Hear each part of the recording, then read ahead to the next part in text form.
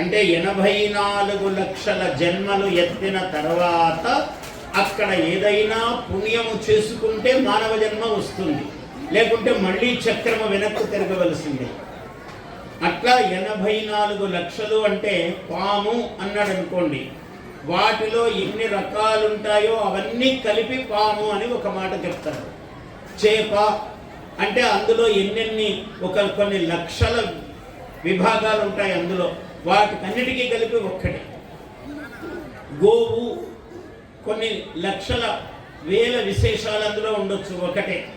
ఒక బల్లి, అందులో అడవి బల్లి, గ్రామంలో బల్లి, ఇట్లా అన్నీ కలిపితే కొన్ని లక్షల రూపాయలు కలిపితే ఒక్కటి. ఇట్లాంటివి 84 లక్షలు అని చెప్పారు.